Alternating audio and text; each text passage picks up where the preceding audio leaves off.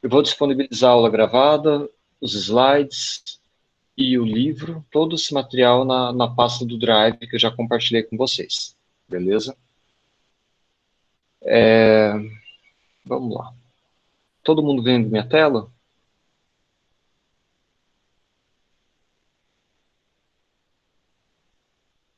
Estamos sim, professor. Beleza. Olha, então podem me interromper, perguntar a qualquer momento.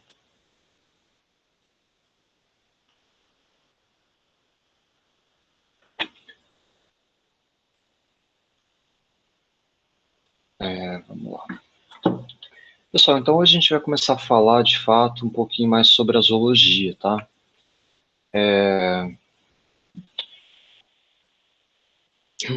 Eu passei para vocês no começo uma ideia, uma introdução sobre sistemática filogenética e sobre taxonomia, tá?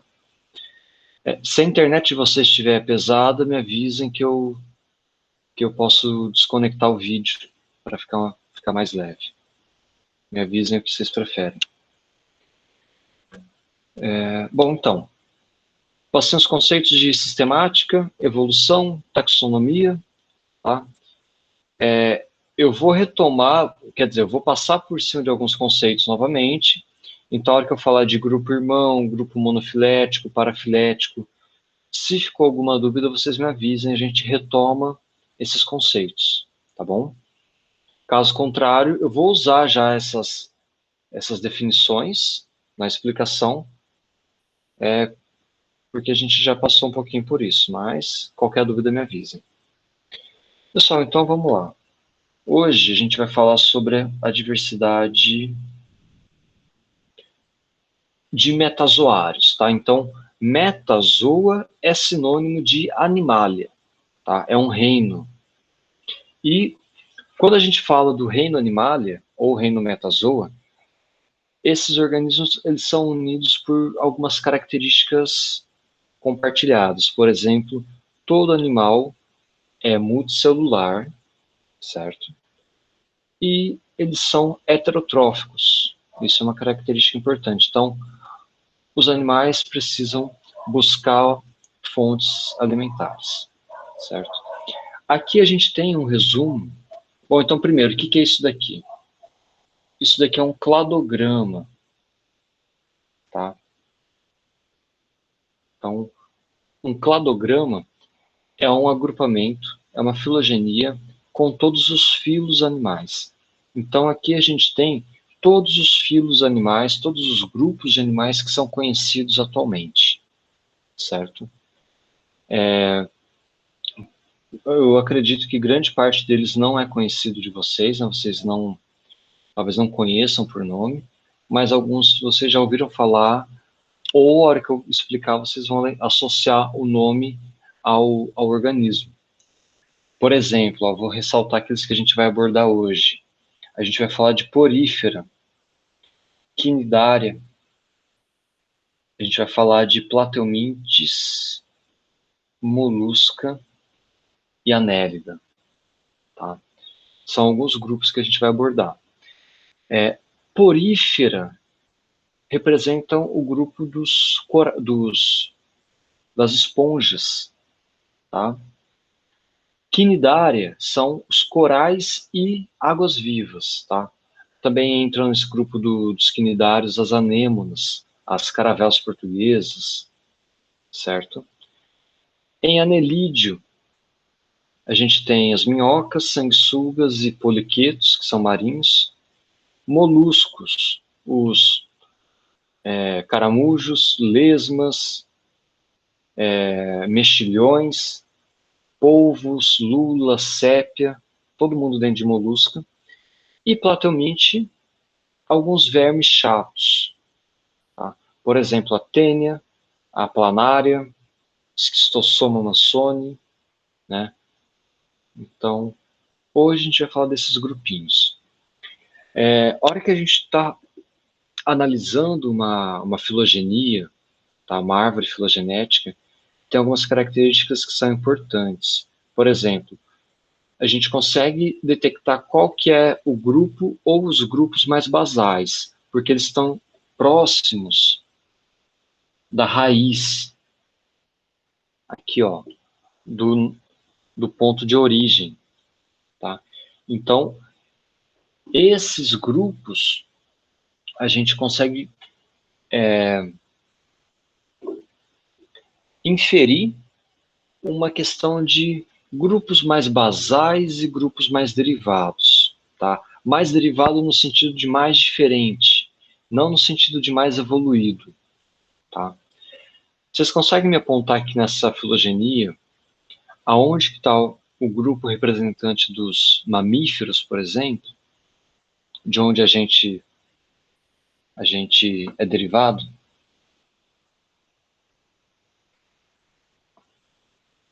Mamífero não é um filo, tá?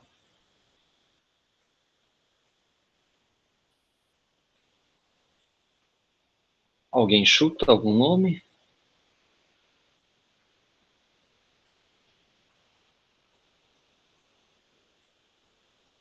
Aqui, ó, craniata. Então, mamíferos, aves, répteis, anfíbios, peixes, todos eles estão no grupo dos craniados, tá? E todos eles são cordados, beleza? Então, aqui a gente consegue relacionar quem são os parentes mais próximos dos cordados, que é o filo que dá origem a todos os vertebrados. Tá? Aqui a gente consegue ver, ó, cordados e ambulacrária estão dentro do grupo Deuterostomia. Tá? Então, aqui a gente tem um grupinho chamado Deuterostomados, beleza? E um outro grupo grande chamado Protostomados. Tá? Vamos lá.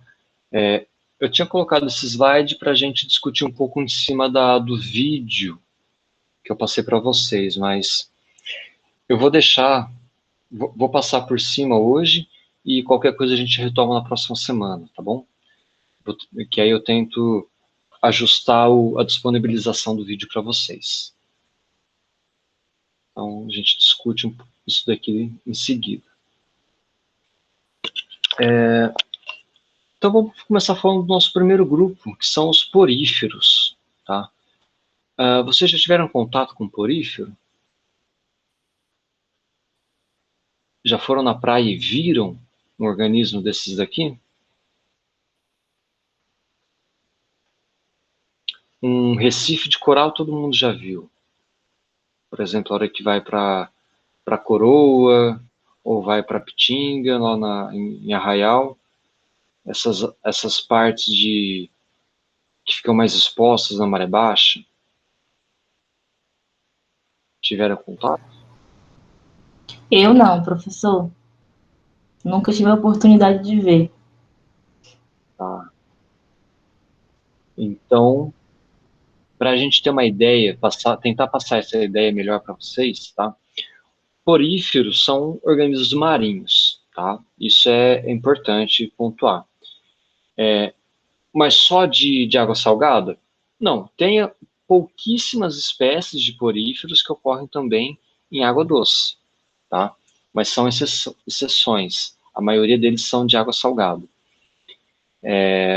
Uma coisa que a gente não pode confundir é coral com porífero, tá? As esponjas, elas podem até mesmo crescer sobre alguns corais, só que elas não são corais. Os corais são formados por quinidários. É o próximo grupinho que a gente vai falar.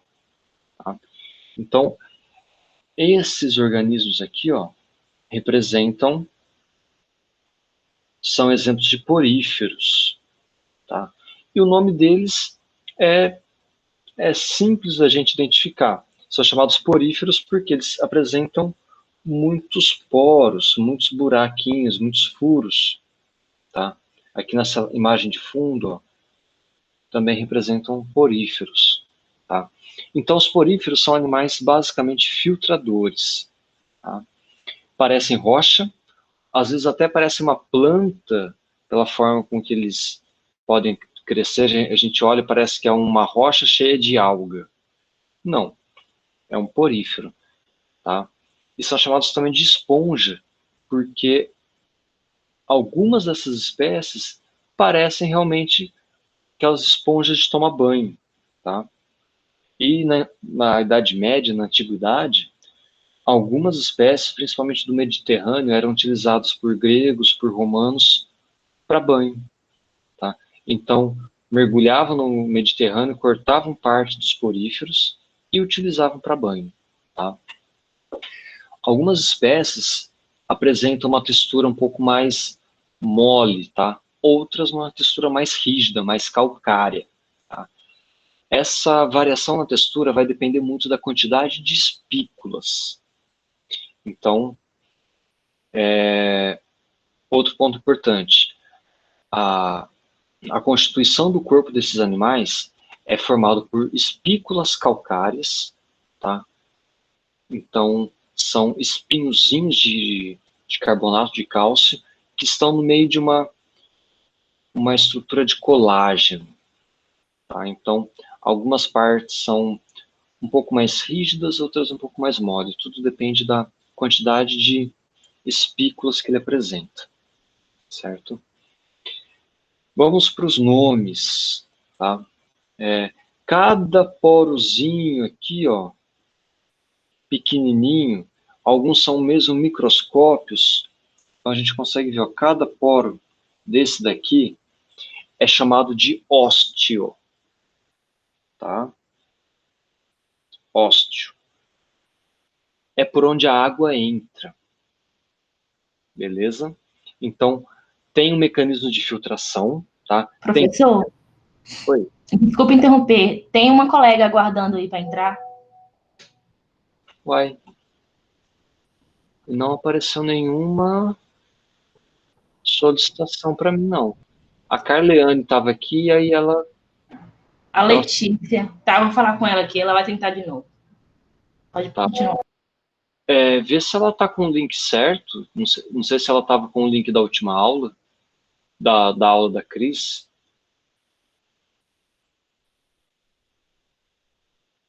Ó, passa esse link para ela, por favor.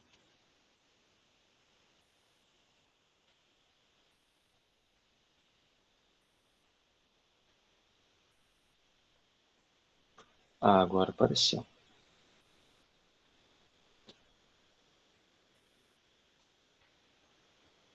Oi, Letícia.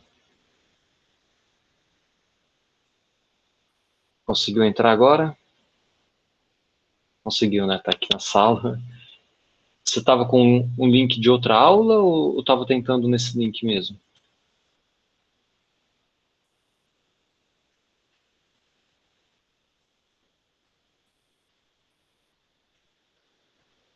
Bom, conseguiu entrar.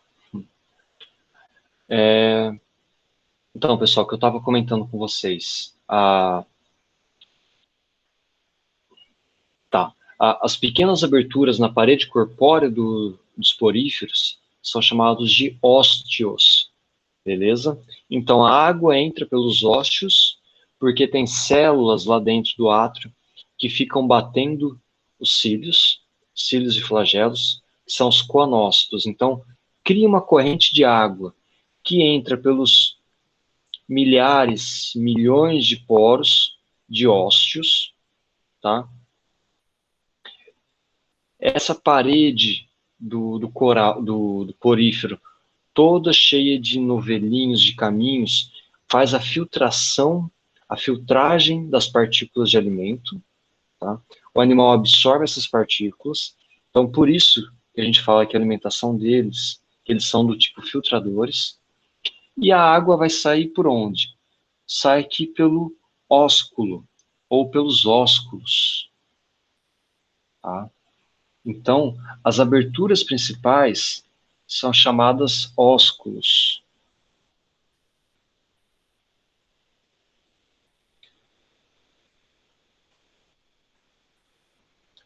Oi, boa noite. Chegou a Leislane. Boa noite, Leislane e Letícia, que chegaram agora. Então, vamos lá. A gente está falando sobre o caminho da água nos corais. Não, gente, nos corais não. Nos poríferos. Tá? Olha, a gente acaba associando o formato deles, o tipo de ambiente com o coral. Mas eles são poríferos, não são corais. Tá?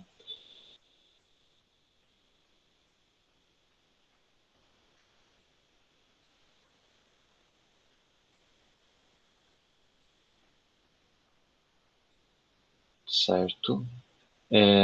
Sem problema, Bruna. Todo mundo está acompanhando meu áudio ou está cortando? Está funcionando, né? Aqui para mim tá funcionando bem. Tá, beleza. Eu vou desligar a câmera porque pode ser que esteja ficando meio pesado, tá? Então é isso. A água entra pelo ósteo, passa pelo átrio, tá?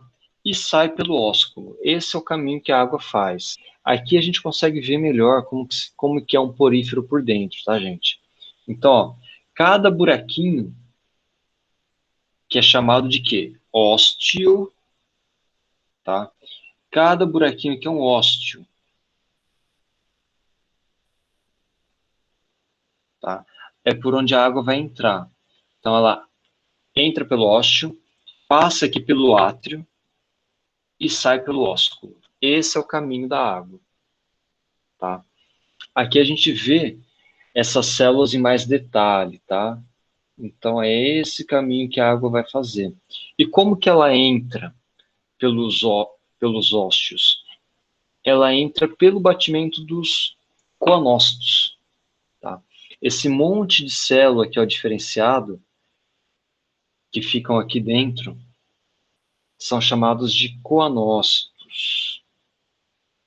Então, esses coanócitos são responsáveis por fazer o batimento. Então, eles batem, ficam batendo, vibrando e caminham a água nesse sentido, certo? Então, ó, aqui a gente já consegue falar de duas coisas importantes, tá? A gente está falando de coanócito, que é um tipo celular.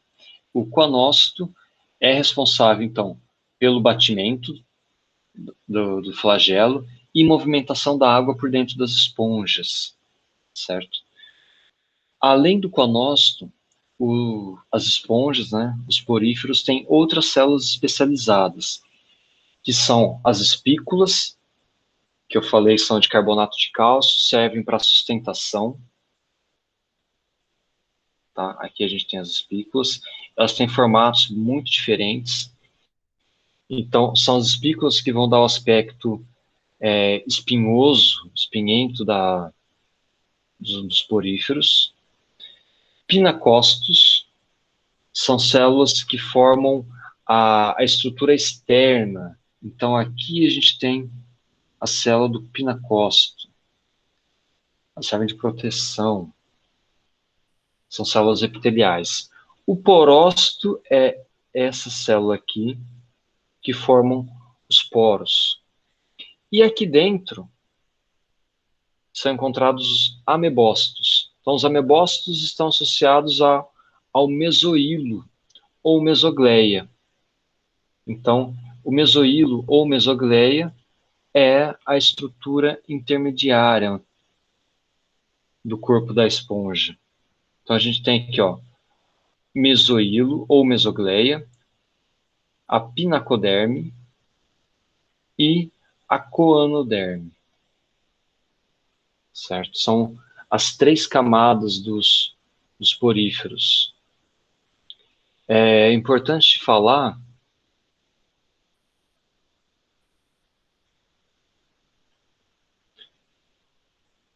só para você estar ruim meu áudio, Letícia? Os demais estão me ouvindo bem, né? Professor, melhorou agora. Eu saí da sala e entrei novamente. Ah, então. Beleza. Então, vocês estão me acompanhando, né? Três camadas que formam os poríferos. Pinacoderme, a camada externa, proteção. Mesogleia é a camada intermediária que comporta espículas, uma mesogleia, que é uma camada gelatinosa, com amebócitos, e a coanoderme. A coanoderme tem os coanócitos que fazem o batimento do flagelo e movimentam a água. Beleza? A gente não pode falar tecidos. Então, ó, anotem aí, uma característica importante de porífera: não possuem tecidos nem órgãos verdadeiros. Tá? As funções realizadas pelos órgãos nos outros animais ou pelos tecidos são realizadas por células especializadas nos poríferos. Então, coanócitos, arqueócitos, espículas, pinacócitos, porócitos, certo? São essas as células especializadas que têm funções específicas. Então, característica importante de porífera: ausência de tecido verdadeiro. Tá? Outra característica importante são animais assimétricos. Então, simetria corporal a gente vai começar a ver em quinidária. Quinidária apresenta uma simetria radial. Tá? Grande parte dos outros animais apresenta simetria bilateral, inclusive a gente. Tá? A gente apresenta uma simetria bilateral. O lado direito é simétrico ou relativamente simétrico ao lado esquerdo. Tá bom? Às vezes alguém tem um dedinho um pouco maior de um lado do que do outro, mas aí são detalhes. Mas a simetria bilateral é algo importante para os animais, que a gente vai perceber grande parte, 99% da diversidade dos animais apresenta simetria bilateral.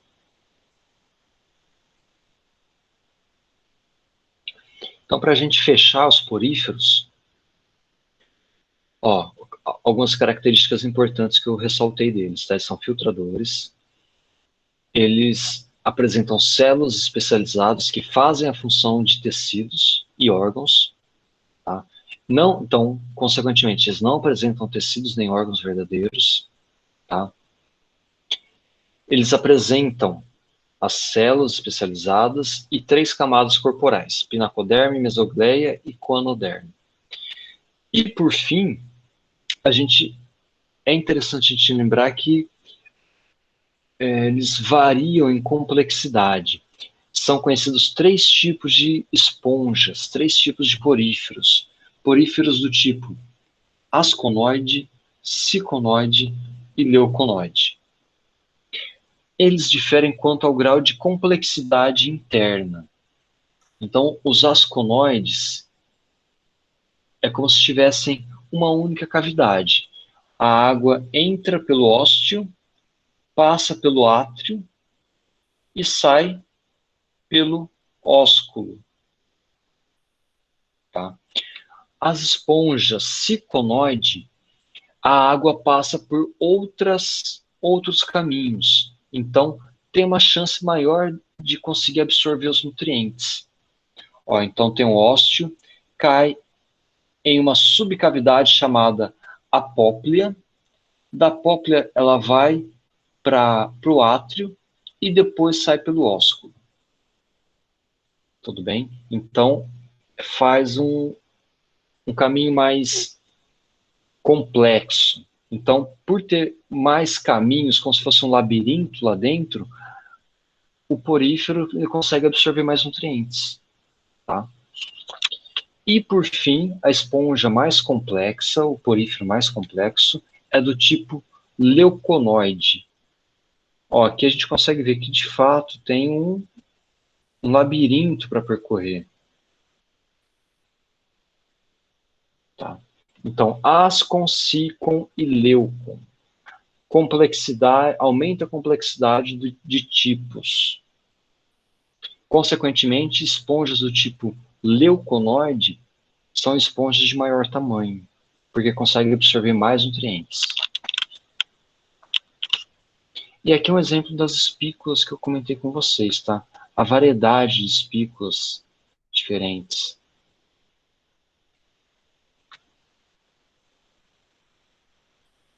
Beleza? Aqui tem um resumo das características dos poríferos, para vocês darem uma olhada posteriormente, tá? Um resumão geral. Não se preocupem em copiar slides, tá? Eu disponibilizo tudo para vocês depois. Porífera, a gente falou das esponjas. Agora, as águas vivas, os quinidários, tá? Então, quinidária é um outro filo, também 90% das espécies são marinhas. Então, todos os quinidários e todos os poríferos são associados ao ambiente aquático, tá? Grande parte deles, mais de 90%, ambiente marinho. Pouquíssimas espécies são de água doce, tá bom? Mas, professor, existe água viva de rio? Existem quinidários de rio. A gente não vai ver, por exemplo, uma caravela portuguesa subindo Bureim, tá? Mas a gente encontra, quer dizer, parte do rio, essa parte mais salobra, né, de transição, pode ser que a gente encontre assim. Mas no local bem mais distante, dificilmente. A gente vai encontrar alguns hidroides, tá?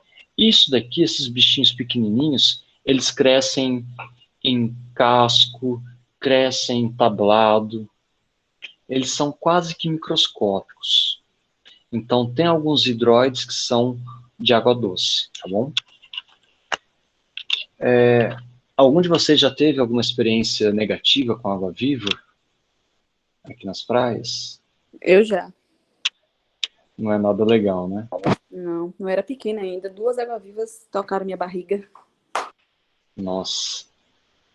Trauma eterno de praia. Eu já tive uma na perna também, não é nada legal. É horrível. Queima demais. Nossa senhora. Até hoje eu tenho uma marca ainda um pouco assim na barriga. Ah, é? Caramba. Então foi feio mesmo. Não gosto nem de lembrar. Ainda tenho uma leve recordação de como foi o dia. Mas eu fiquei traumatizada. Nossa, é terrível quando acontece com criança. Dá até medo. Eu já fico com medo que minha filha andando na praia ainda. Ave Maria, Deus me livre. Algumas praias aqui de Coroa é bem comum, em algumas épocas do ano, né? Comigo foi em Mucugê, no Arraial, que aconteceu. Olha só. Calma, mano. Então, qual que é o problema das águas vivas? São os tentáculos, tá, gente? Então, aqui, ó, cheio de tentáculos. Esses tentáculos, eles possuem quinidocistos, tá? Quinidária, o próprio nome do filo, vem daí, de quinidócitos. Isso daqui, ó. Opa. Esse nomezinho aqui. Ele funciona como se fosse uma ratoeira, né? Quando a água viva entra em contato, quando essas células entram em contato com uma presa, porque são células especializadas para capturar presa, tá? Então, essas células disparam, elas liberam como se fosse um ferrãozinho, tá? E engancha na pele da presa. Tá? É aí que a gente sente a tal da ferroada da água viva, tá? São como se fossem micro agulhinhas pequenas. E associado a isso tem uma glândula, tem um ardor, uma queimação, tá? São substâncias utilizadas para paralisar a presa, para capturar a presa, tá? Então, esses quinidócitos com nematocistos são células urticantes, tá? Tem, não sei se chega a ter casos de morte, mas tem acidentes muito graves, tá? Uma das recomendações iniciais é não passar a mão, não passar água doce também, tá? A gente sai correndo do mar, vai e toma uma ducha. Não, é pior, tá? Vinagre ou alguma substância com ácido acético, tá? A tal da aquela história de urina que minimiza a dor, pode ser verdade também, tá? Mas eu nunca testei. Mas vinagre, alguma substância acética, é o que minimiza. Então, não pode passar a mão, porque quando a gente passa a mão, se tem células que ainda não liberaram o quinidócito, na hora que a gente passa a mão, a gente ativa essas células que ficaram grudadas, tá? Grande parte delas são predadoras, então a caravela portuguesa é um organismo bem bonito, tá? A gente já é bem comum aqui, né? Como assim? De vez em quando a gente encontra, né? Principalmente mortos na praia. Dependendo da maré que vira, ou dependendo das características do mar, do vento, elas são trazidas. Então, diferente do que as pessoas pensam, a caravela portuguesa não é um único organismo, é uma colônia de organismos. Então, cada parte do animal representa um conjunto de organismos diferentes. Esse daqui, por exemplo, é um organismo chamado de flutuador. Tá? E aí vai ter organismos especializados na captura de alimento, outros especializados na absorção de nutrientes, outros especializados na reprodução. Então a gente tem gastrozooides, gonozoides, flutuadores, certo? Organismos especializados a funções. Então, a caravela portuguesa é diferente de uma medusa, por exemplo. Aqui, esses exemplos aqui, as medusas, representam um único organismo, tá? A caravela portuguesa é uma colônia, beleza? Então, cerca de 11 mil espécies conhecidas, e os quinidários são distribuídos em dois grupos principais, tá? Os corais, ou as formas polipóides, e as formas medusoides. Então, os corais e as anêmonas são chamadas formas polipóides, eles formam esses pólipos. As águas-vivas são medusoides, formam as medusas, tá? Diferença: superfície oral e superfície aboral. A gente não pode falar parte de cima e parte de baixo, parte da cabeça da água-viva. A água-viva não tem cabeça. A água-viva tem a superfície oral e a superfície aboral. A anêmona tem a superfície oral e embaixo dela a superfície aboral. Tá bom? E eles são organismos que apresentam simetria radial. Então a gente pode cortar aqui em 5 ou 4 partes que a gente vê seções parecidas. Tá bom? E eles são compostos de 3 camadas diferentes: ectoderme, gastroderme e a mesogleia. Eu comentei que os poríferos não apresentam tecidos verdadeiros, né?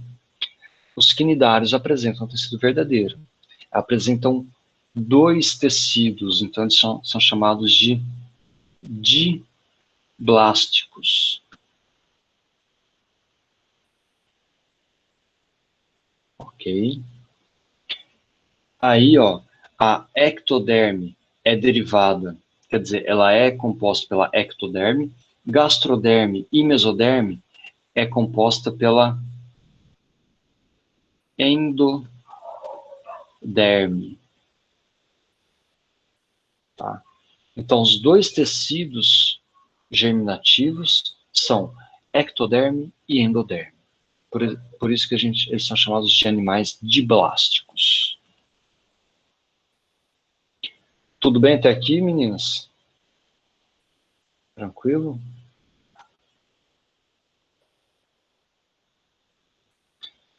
Qualquer coisa me perguntem, podem interromper a aula, tá? Então, quinidários apresentam simetria radial, ou algumas vezes eles podem ser mesmo assimétricos, tá? Agora a gente vai começar a falar dos organismos bilaterais.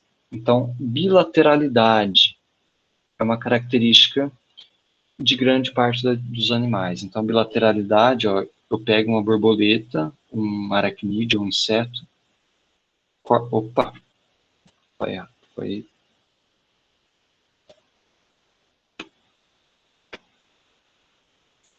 Então, eu posso ver o plano direito e o plano esquerdo. Duas metades, dois lados simétricos. Isso para diversos organismos. Beleza? Então, simetria bilateral. Os animais com simetria bilateral são chamados de bilatéria. Tá? Outra questão importante para a gente dar início a falar dos outros grupinhos é sobre protostômios e deuterostômios.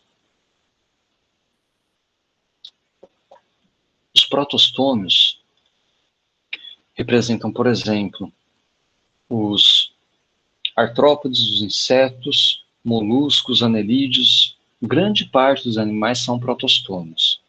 Tá? Os protostomados, então, a primeira abertura corporal durante a clivagem celular, durante a gastrulação, no período de desenvolvimento embrionário, quando a primeira abertura dá origem à boca, ele é chamado de protostômio. Quando a primeira abertura dá origem ao ânus do animal, no adulto, ele é um deuterostômio. Tá bom? Essa é uma diferença, assim, tranquila e fácil da gente lembrar. Ok? Outras características importantes da gente pontuar hoje. A presença de celoma. Celoma é a cavidade corporal. É uma cavidade corpórea. Tá? Então, alguns organismos são acelomados. O prefixo a, né, significa ausência. Então, eles não apresentam celoma. Pseudo-celomados, eles são quase celomados. É um celoma alternativo. Alguns autores chamam de falso celoma, mas eu não gosto muito desse termo, tá? Pseudoceloma é ok. E os organismos celomados são aqueles que apresentam a cavidade celômica de fato. A cavidade celômica é esse espaço em branco, ó, uma cavidade corporal. Tá? A diferença dos pseudocelomados para os celomados é que a cavidade corporal, o celoma dos celomados, está entre duas camadas de mesoderme. Ó, então tem a cavidade branca aqui e está forrada por fora e por dentro de cavidade vermelha, tá? Que é a mesoderme. No pseudocelomado, a parte branca que eu estou circulando aqui de verde, ó, dentro é amarelo e fora vermelho. Mesoderme e endoderme. Por isso que é chamado de pseudoceloma. Que é um celoma formado de uma forma diferente durante o processo embrionário.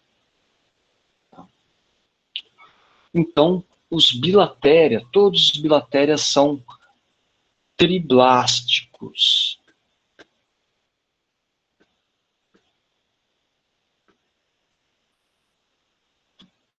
Ok. Eu comentei que quinidária é diblástico, ou seja, apresentam dois tecidos. Os dois tecidos que os quinidários apresentam, mesoderme e ectoderme. Opa, desculpem. Os dois tecidos que eles apresentam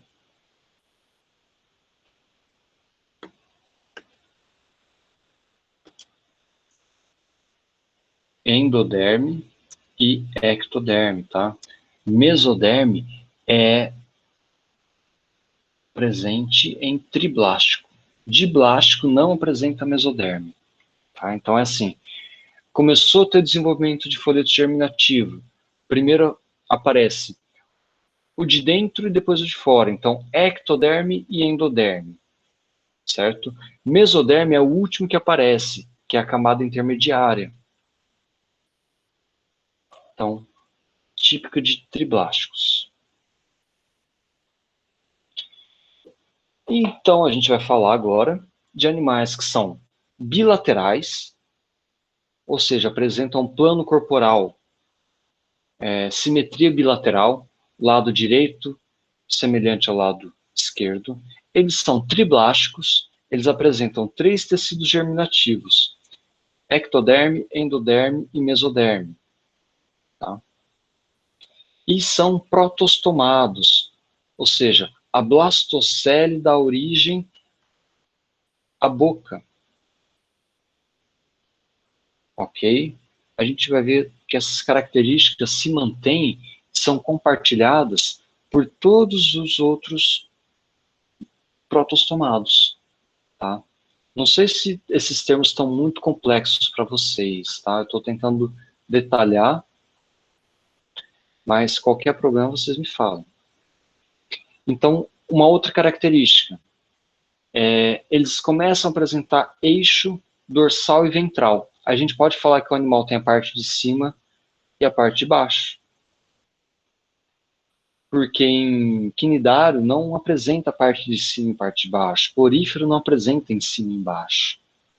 Então, eixo dorsal e ventral. Outra característica, polarização. Animais começam a apresentar cabeça. Processo de cefalização, orientação corporal. Né? Então, o animal sabe o que sabe. Ele passa a ter uma frente e atrás. Então, qual que é a parte do corpo que chega primeiro nos ambientes? Geralmente a parte da frente. É onde precisam estar localizados a maior quantidade de órgãos sensoriais. Por isso que a cabeça geralmente é uma região com muitos órgãos sensoriais. De tato, de visão, olfato, sensores químicos e físicos. Então, cefalização. E todos esses organismos vão ter excreção a partir de nefrídeos. Então, todos os organismos que a gente vai falar a partir de agora compartilham essa série de características de protostomados. Tudo bem? Ó, então a gente já passou porífera e quinidária. Tá? Falamos da característica de bilatéria, né? E a gente está falando de característica de organismo protostomado, protostômia. Então a gente pega todo mundo a partir dessa raiz aqui, que envolve, ó, para cá, para cá. Ou seja, vai ficar de fora só deuterostômia, que são os grupos que a gente vai falar nas 2 últimas aulas, que são os vertebrados e um grupinho conhecido de vocês que são os equinodermatas, que são a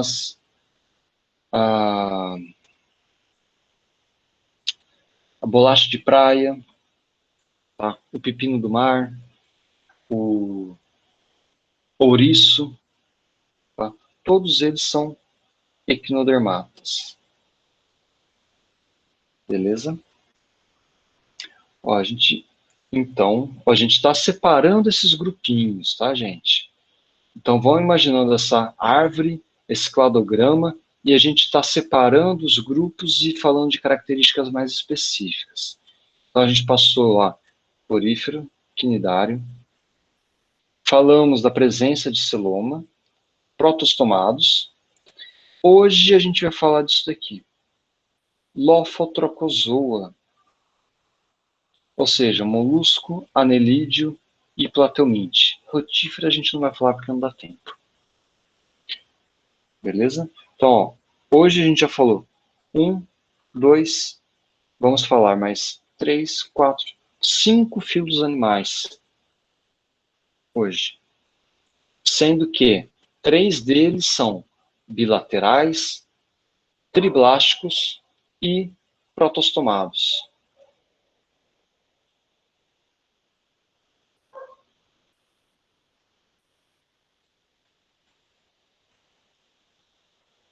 esses 3 aqui, ó. Na verdade, esses 4, mas rotífera a gente deixa quieto, tá bom? Na próxima aula a gente fala de Equidizozoa, que é basicamente o grande grupo dos artrópodes. Então, se prepare que a próxima aula a gente fala de aranha, escorpião e insetos e crustáceos. Que para mim são os grupinhos mais legais, tá?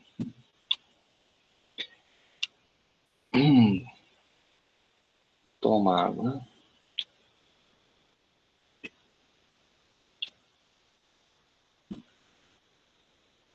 Então a gente vai começar a sair do ambiente marinho para o ambiente terrestre. Tá? Porque os platelmintes, na verdade, os platelmintes estão presentes nos 2 ambientes. Tá? Por exemplo, essa daqui, ó.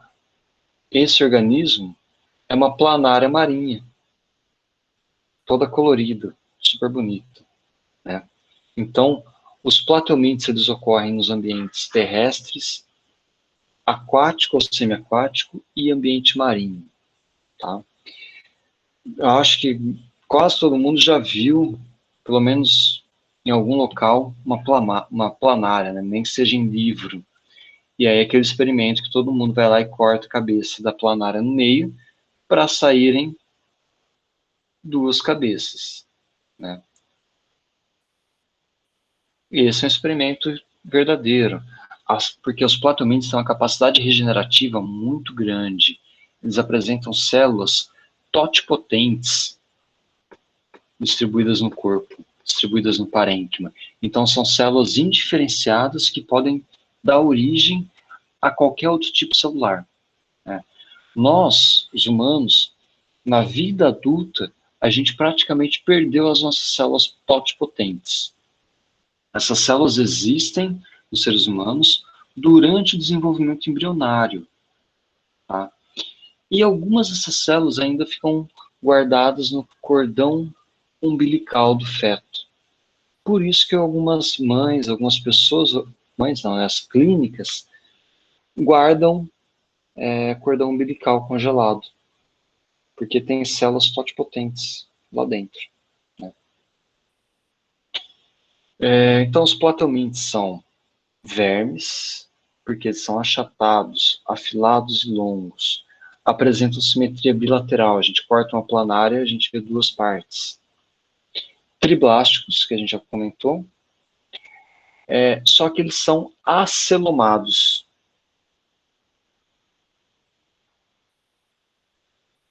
Não apresentam celoma verdadeiro.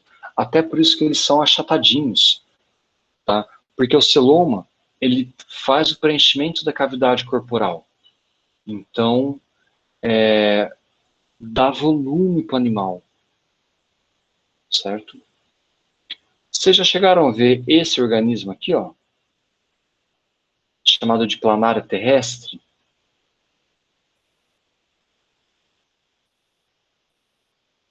Às vezes a gente encontra ela debaixo de tronco, de folha, parece uma lesminha, só que ela é mais achatada. É basicamente dessa coloração assim, ou meio amarelinha. Na UFSB eu já vi algumas. Caso vocês forem para aquela parte lá atrás dos laboratórios, tiver a oportunidade de fazer uma aula prática, revirar alguns troncos, a gente encontra dela. Tá? E outras planárias não, platelmintes famosos são as tênias e aqueles que causam doenças nos seres humanos. Aqui está um resumo das características de vários platelmintes. Tá? As planárias que a gente está falando estão aqui. Aqui em tremátoda a gente tem alguns grupos de parasitas. Né? Monogênia é um grupo de parasita de peixe. Tá? Aqui em tremátodo tem, inclusive, o Schistosoma mansoni, que é causador da barriga d'água. É uma doença de importância da esquistossomose, né? E em céstoda a gente tem as tênias, a tênia do boi e a tênia de porco, a tênia solium e a tênia saginata. Então a gente já falou um pouquinho sobre os estilos de vida deles, né? Grande parte deles são terrestres, mas alguns de água doce e marinhos também. Tá? Mas aqueles que são terrestres geralmente estão associados a ambientes úmidos. Eles não conseguem viver em ambientes muito secos, muito seco. Não conseguem sobreviver em ambiente seco porque a epiderme é desprotegida. Eles perdem muita água para o ambiente. Tá? Outra característica interessante de Platelminth, das planárias, é que apresentam uma única abertura do sistema digestório, ou seja, chamado de sistema digestório incompleto. Eles não apresentam boca e ânus, tá? Não.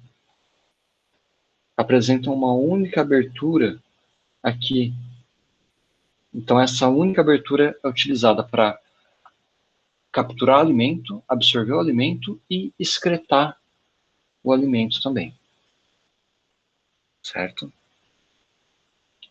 Ó, então aqui é um corte longitudinal e a gente consegue ver as camadas corporais. A gente não vê nenhum espaço vazio, a gente não encontra cavidade celômica, tá? A gente encontra o quê? Células parenquimáticas, preenchendo todo o corpo do animal, por isso que ele é todo achatadinho. Tá? Então tem células epidérmicas, uma camada de epiderme unistratificada, e na parte basal apresenta cílios. Essa epiderme é ciliada para auxiliar a locomoção. E eles são hermafroditas. Grande parte das espécies de Platelminth são hermafroditas. Ambas, todo indivíduo apresenta os dois sexos, gônadas masculinas e gônadas femininas. Tá?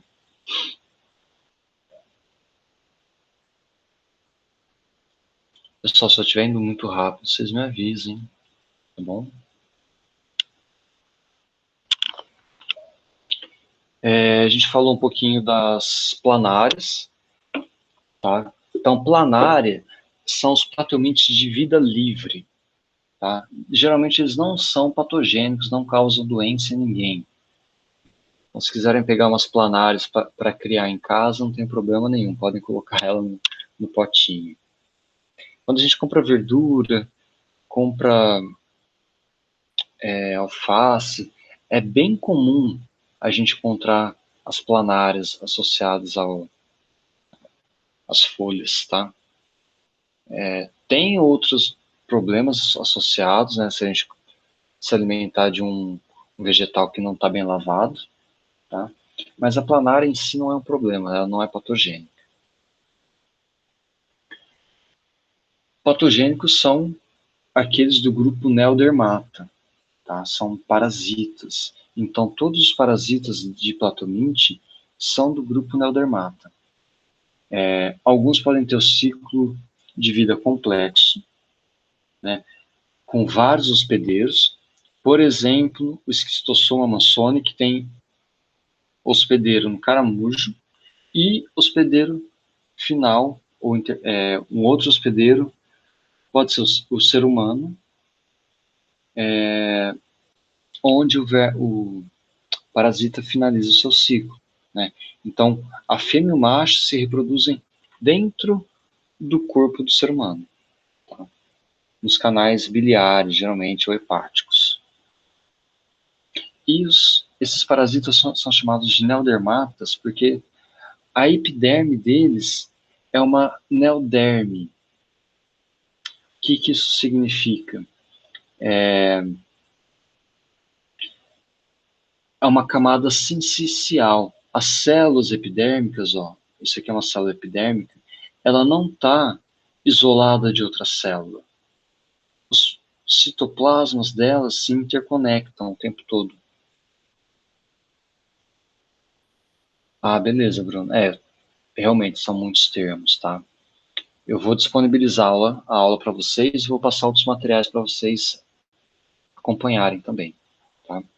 Inclusive, eu já deixo a sugestão que, caso vocês tenham interesse por zoologia, se matriculem nos componentes de zoologia 1 e zoologia 2 também, tá?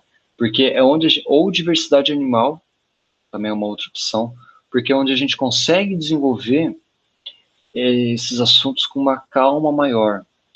Por exemplo, a gente teria uma aula inteira só para falar de Plateuminte, uma aula inteira só para falar de Anélida.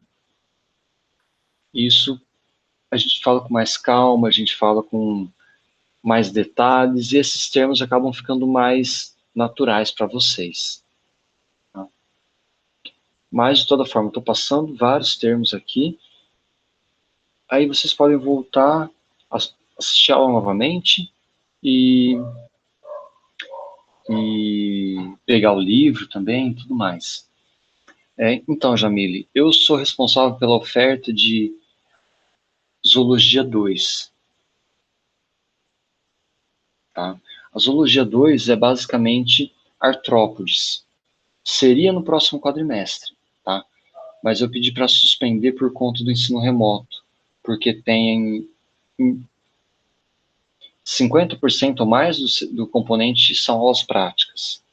Então, eu só vou ofertar esse componente quando voltar para o ensino presencial, tá? Porque eu faço saída de campo e a gente aproveita mais, tá? Então, a Zoologia 2 é só artrópodes. Zoologia 1, a gente vê molusco, anelídeo, plateuminte, todos os grupos que eu estou falando hoje, para vocês, é um componente inteiro, tá? Então, aqui para a gente ver, né, o exemplo do Esquistossoma mansoni, que é o verme causador da esquistossomose, e tem dois vermes aqui. O macho, fininho, ó, que a gente consegue ver, e a fêmea, aqui. Tá? Então, eles ficam mais ou menos assim nos canais hepáticos no intestino. Aqui a facílula hepática, também é um parasita humano. A Taenia solium e a Taenia saginata, causadores de tenise ou cisticercose, né? Depois eu vou passar para vocês umas informações mais específicas sobre o ciclo da tênia, mas hoje a gente não consegue entrar em detalhes também, tá? Então, em resumo, é isso sobre os plateumintes, tá?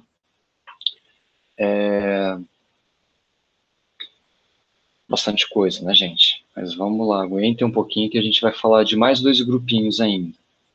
Então, a gente falou de platominte, porífera e quinidária. Agora a gente tem os moluscos e os anelídeos, tá? Todos eles estão dentro de trocozoa, que é a presença de uma larva trocófora. Ou seja, são organismos marinhos, grande parte deles são de origem marinha, e quando eclode o ovo, tem o surgimento de uma larva. Essa larva é parecida com isso daqui, ó. Tá? É a chamada larva trocófora. Então, por isso que eles estão no clado chamado trocozoa.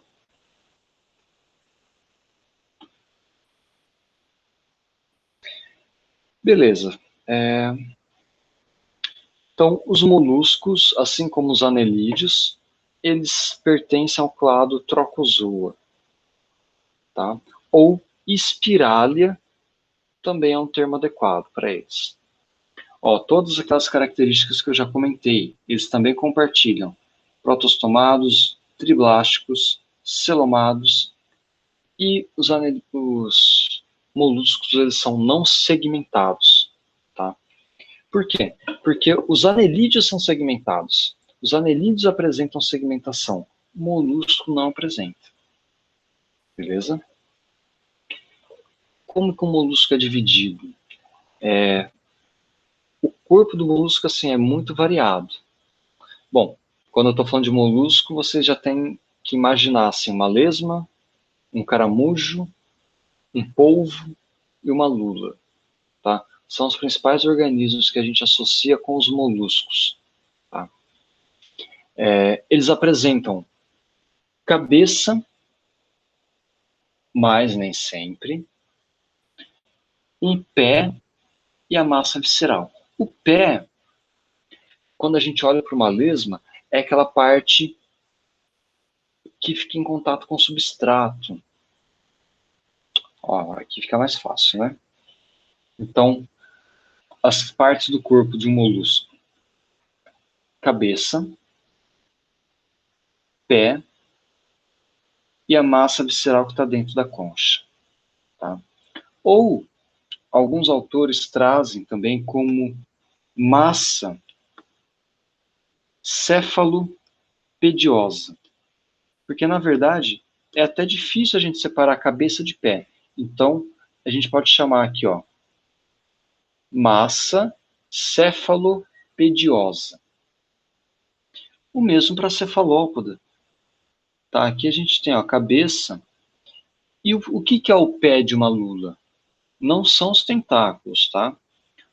O pé é toda essa projeção carnosa.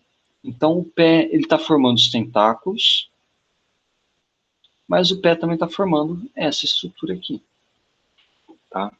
A cabeça está junto, né, nessa parte. Internamente a gente encontra a massa visceral. Aqui, ó, numa concha, num bivalve, essa divisão corporal também é difícil, porque a gente abre uma concha, abre um mexilhão, a gente não encontra a cabeça dele. A gente não encontra o pé. Na verdade, a gente encontra o pé sim. O pé é aquela parte mais carnudinha que a gente come, tá? O restante são brânquias, é o sifão respiratório, tudo que é formado pela massa visceral, tá bom? Então, uma característica importante dos moluscos é a presença de uma concha. Grande parte dos moluscos apresenta concha, certo? Essa concha pode ser uma única concha, um par de conchas, tá? Ou mesmo, ó, aqui também uma concha do caramujo, ou mesmo a concha pode estar ausente ou reduzida, né? Para quem já cozinhou lula, né, a hora que vocês abrem ela, a gente encontra lá uma estrutura um pouco mais durinha, que é chamada de pena. Fica mais ou menos aqui, ó. Então, a pena da lula é a concha reduzida. Ah, legal. Então, parece uma casquinha, né? É uma estrutura meio durinha. As lulas grandes têm essa estrutura bem quitinosa, bem rígida. Essas lulas que às vezes a gente compra na feira, né? Elas que são menores, elas parecem uma estrutura meio quebradiçazinha, né? Parece até uma casquinha de alguma coisa. É a concha do molusco que está internamente, tá?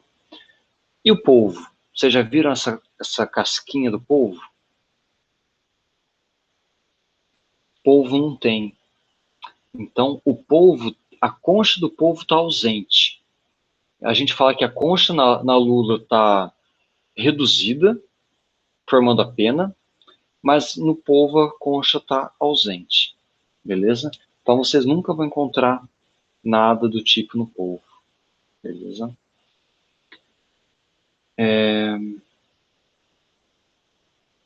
Todos eles aqui são exemplos de moluscos, né? Moluscos marinhos e moluscos terrestres.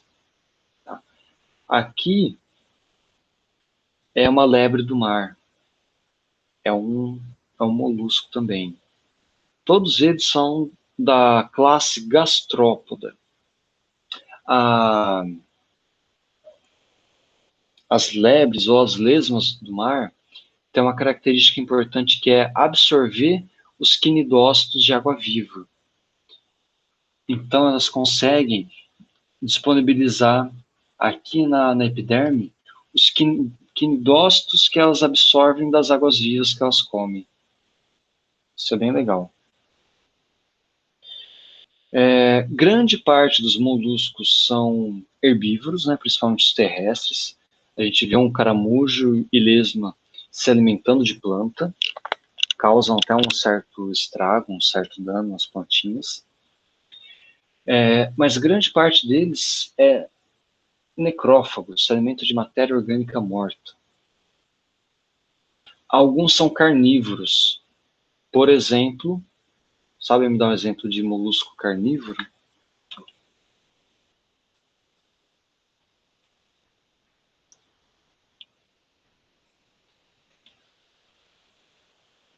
Polvo, a lula.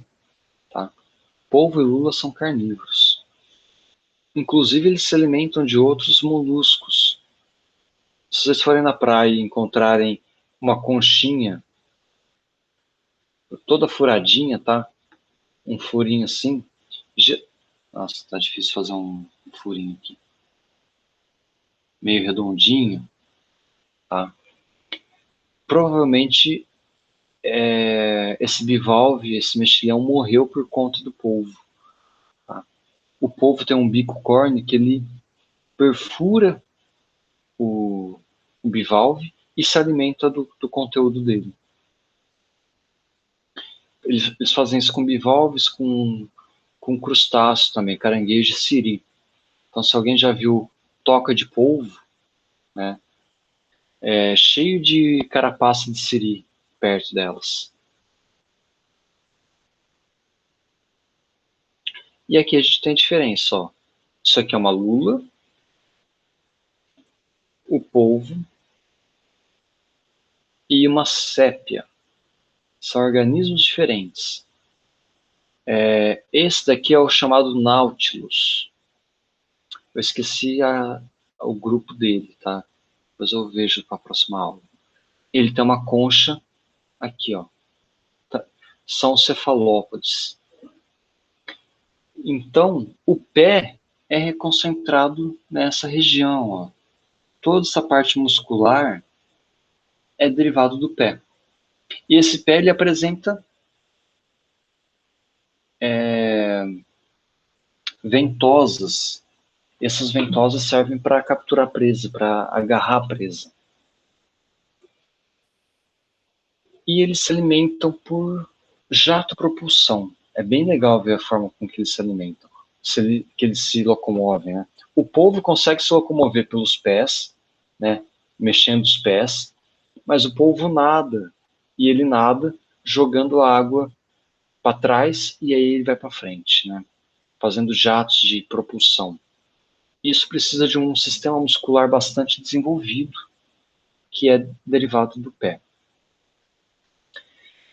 Outra característica importante deles é que eles têm um sistema sensorial muito desenvolvido. A visão deles é bastante aguçada. Então, estão entre os únicos moluscos com uma visão bastante desenvolvida, assim, tá?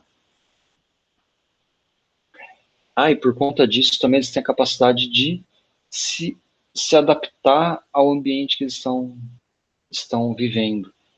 Eles apresentam cromatóforos na epiderme. Isso permite que eles mudem de cor de acordo com o ambiente. É uma forma de camuflagem.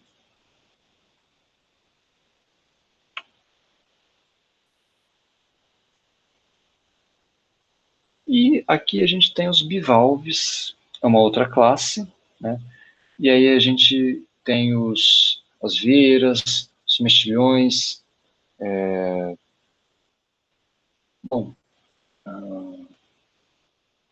vários nomes populares, né? Que vocês devem até conhecer melhor do que eu. Mas são esses que apresentam duas conchas, por isso que vem o nome bivalve. E grande parte deles é filtrador.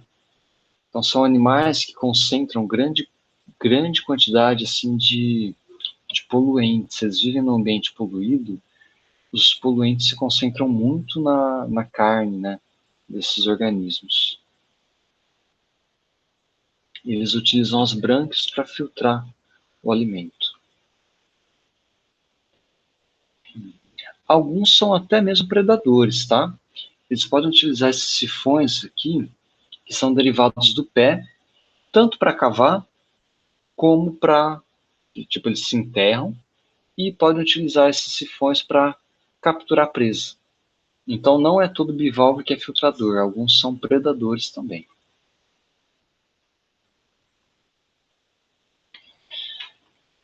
Pessoal, vocês estão acompanhando? Tudo ok? Podemos ir para o nosso último grupinho de hoje? Beleza. Sobrevivam, por favor. Não vou torturar muito mais vocês, não. Então, anelídeos, último grupo da noite, para a gente fechar. Anelídeos, quando a gente fala de anélida, vocês têm que associar com algumas características principais, tá? A primeira, segmentação. Essa segmentação ela é evidente, né, nos poliquetos, nas minhocas e um pouco menos, mas ainda assim nas sanguessugas. Então, os anelídeos representam um grupo bastante comum para a gente. A gente tem mais contato, né, com as minhocas. Né? As minhocas qualquer pedacinho de terra que a gente for cavar, a gente vai encontrar minhoca. Um pouco menos a gente encontra as sanguessugas. E no ambiente marinho, a gente encontra os poliquetos. Eles são bem comuns no ambiente marinho. Geralmente os poliquetos formam tubos, então eles se enterram no substrato, ou alguns também são livre-natantes, a gente encontra eles nadando na água. Eu já tive a sorte de encontrar um deles nadando, e encontrei também em Coroa um equiúra na maré baixa, naquela área de coral, né? Que quando a maré baixa a gente encontra vários organismos lá. Eu encontrei um equiúra perdidinho. Então, são basicamente anelídeos representados pelos poliquetos, que são os vermes marinhos, tá? Oligoquetos, que são minhocas, hirundínia, as sanguessugas. Então, oligoqueta e hirundínia, eles formam um grupo chamado de clitelata, porque eles apresentam clitelo. O clitelo é uma estrutura reprodutiva, essa gravatinha da minhoca. Tá? O clitelo ele é responsável por secretar albumina e secretar um casulo para proteger os ovos. Então, tanto as minhocas como sanguessugas apresentam clitelo. A diferença é que nas minhocas o clitelo está presente durante toda a fase da vida. Nas sanguessugas, o clitelo ele é visível na época reprodutiva. Então, ele se desenvolve na época reprodutiva, depois ele some. Tá? E outros grupinhos de vermes marinhos também, Equiura, Sipúncula e Ciboglonide. Prazer apresentando eles para vocês aqui. Tá? Todos eles são anelídeos. É interessante a gente comentar sobre Ciboglonide, porque eles são anelídeos marinhos associados a fontes sulfurosas. Então, emanações vulcânicas do fundo marinho são ambientes extremos, de temperatura muito alta e também emanação de enxofre, então sai muito enxofre desse ambiente. Esses ciboglonides, eles têm uma relação de mutualismo com algumas algas. Algas não, desculpa, bactérias quimiosintetizantes. São bactérias que fazem a transformação de enxofre em energia. Então, esses vermes parecem uns tubinhos que ficam próximos a essas emanações vulcânicas.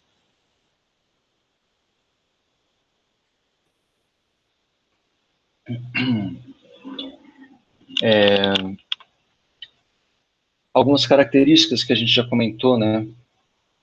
Importante vocês guardarem, que eles são celomados metamerizados. Então, a metameria é característica típica de anelídeo. Metameria é isso daqui, ó. São segmentos que se repetem no corpo do animal. A gente consegue ver, ó, vários segmentinhos. E esses segmentos, eles apresentam parte do sistema digestório, parte do sistema reprodutivo, excretor. Cada segmento comporta uma parte de um órgão, tá?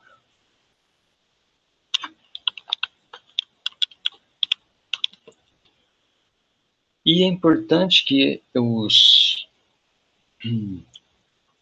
anelídeos apresentam cavidade celômica, então eles não são vermes chatos, eles são redondinhos, eles são bem arredondados. Por quê?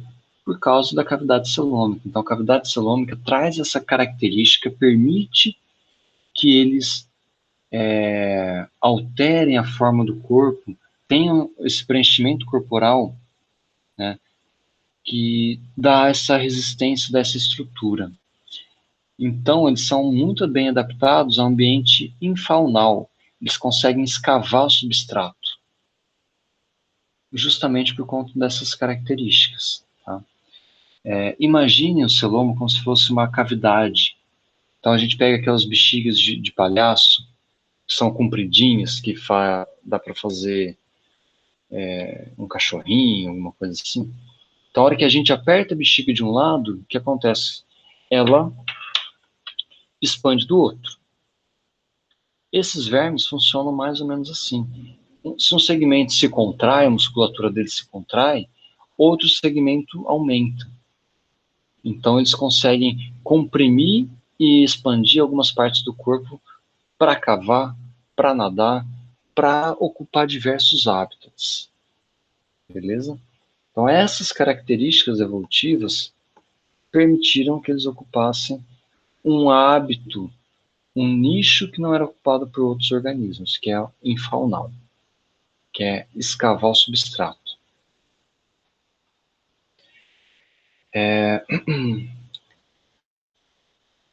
Aqui a gente tem um organismo que é homônomo, ou seja, um segmento é parecido com o outro. E aqui embaixo a gente tem um outro poliqueto que é heterônomo, ou seja, ele apresenta segmentos heterogêneos.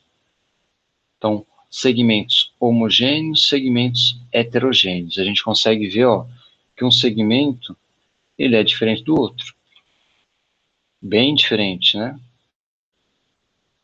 Um bicho bem bonito.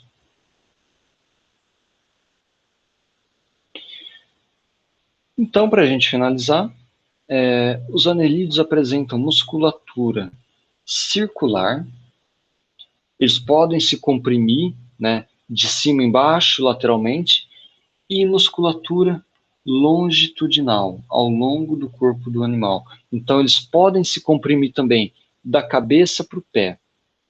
Então, como se a gente apertasse aquela bexiguinha de palhaço nas duas extremidades ou no meio dela. A gente pode apertar e ele se expande em algumas localidades.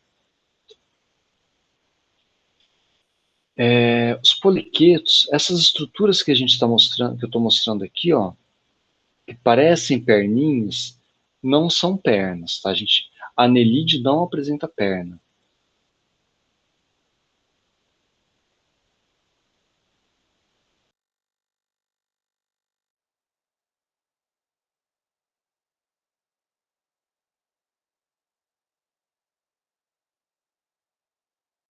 parapódios.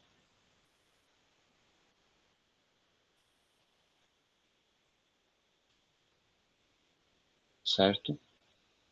Então, são estruturas que auxiliam os poliquetos a nadar e auxilia eles a se locomover, auxilia eles nas trocas gasosas. Beleza? Parapódios, essas estruturas diferentes aqui. Opa.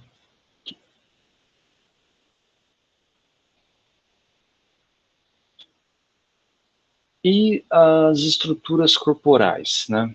Como que a gente divide um anelídeo? Anelídeo apresenta uma cabeça que é composta pelo prostômio, que é essa região aqui, e o peristômio, que é o primeiro segmento do corpo. Então, cabeça, um corpo metamerizado e o pigídio terminal. O pigídio é o último segmento do corpo. Opa. Desculpa, gente, saiu aqui. Então, o pigídio é o último segmento do corpo do anelídeo. Tá? É o segmento que comporta o ânus. Beleza? Então, 3 partes corporais: cabeça, corpo e pigídio.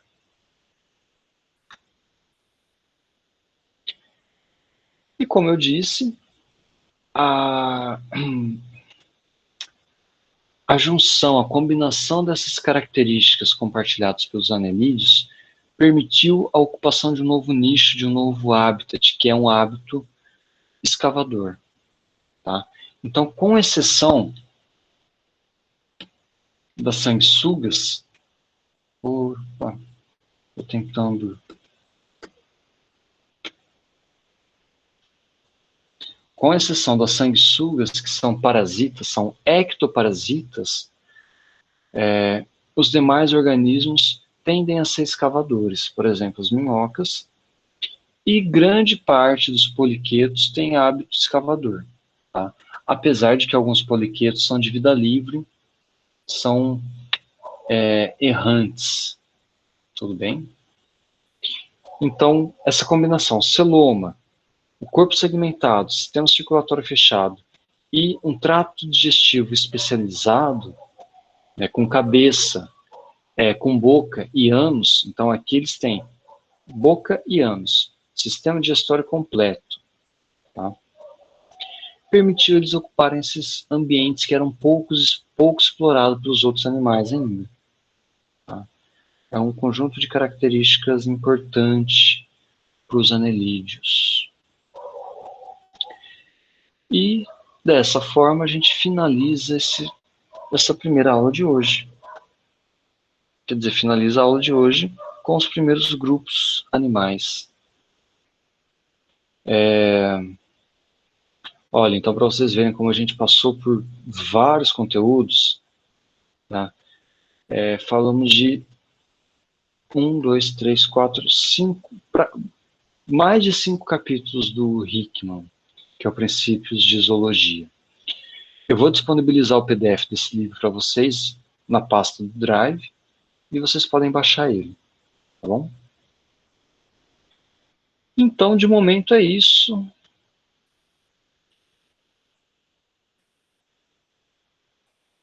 Fechamos por hoje. Posso tirar algumas dúvidas se vocês tiverem. Alguma questão, alguma coisa da aula ou sobre o componente?